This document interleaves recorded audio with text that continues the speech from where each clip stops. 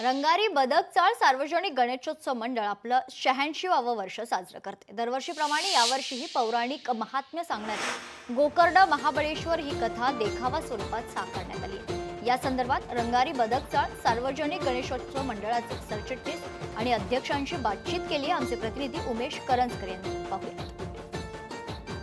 मुंबईत गणेशोत्सव साजरा व्हायला आता सुरुवात झालेली आहे। आता आपण रंगारी बदकचाळ सार्वजनिक गणेशोत्सव मंडळात आहोत आणि या गणेशोत्सव मंडळाचं एक खासियत म्हणजे अशी आहे की पौराणिक कथा या देखाव्यातून इकडे सार्वजनिक मंडळाच्या जो गणपती आहे त्याच्या देखाव्यातून साकारली जाते। नेमके आज आणि या वेळीच नेमकी काय पौराणिक कथा त्यांनी साकारलेली आणि काय संदेश देण्याचा प्रयत्न करतात आपण जाणून घेऊ। आपल्यासोबत मंडळाचे चिटणीस आहेत, मंडळाचे अध्यक्ष आहेत, आपण त्यांच्याशी बोलूया। सर, आपल्या सार्वजनिक गणेशोत्सव मंडळाचे एक वैशिष्ट्य असं आहे की आपण नेहमीच एक पौराणिक कथा सांगण्याचा प्रयत्न करतो आणि त्यातून आपण इतिहास काय होता, आपण आपला जो महाराष्ट्र असेल, भारत असेल, याचा नेमका इतिहास काय होता हे सांगण्याचा नेहमीच प्रयत्न झालेला आहे। यावेळेस नेमका कोणता देखावा साकार केलेला आहे? रंगारी बदकचाळ रहिवासी संघ सार्वजनिक गणेशोत्सव मंडळाचे यंदाचे 86वे वर्ष आहे।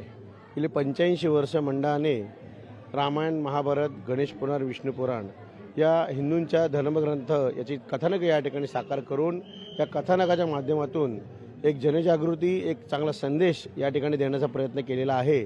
जसं गेल्या वर्षी आम्ही स्वामी समर्थांचं या ठिकाणी कथानक ठेवलं होतं, त्यातून एक संदेश दिला। तसंच यावर्षी देखील आमच्या परंपरेला साजेसं असं गोकर्ण महाबळेश्वर, कर्नाटकातील गोकर्ण महाबळेश्वर हे कथानक या ठिकाणी आम्ही त्याच्या निर्मितीचं कथानक या ठिकाणी आम्ही साकार केलेलं आहे। बरेचसे मुलं हे इंग्लिश मिडियमला जातात, परंतु आमच्यातले मुलं जे आहेत इंग्लिश मिडियमला जरी जात असली तरी त्यांना सर्व पुराणं, विष्णू पुराण म्हणा, जे आम्ही देखावा टाकतो त्यांचा सर्व त्यांना अभ्यास इथे या ठिकाणी मिळतो, त्यांना माहिती मिळते। मग ते सर्व जिथे जिथे त्यांचे विद्यार्थी, समजा एखाद्या शाळेत असेल त्यांच्यासोबत जे असतील विद्यार्थी, त्यांना देखील त्याची माहिती मिळते।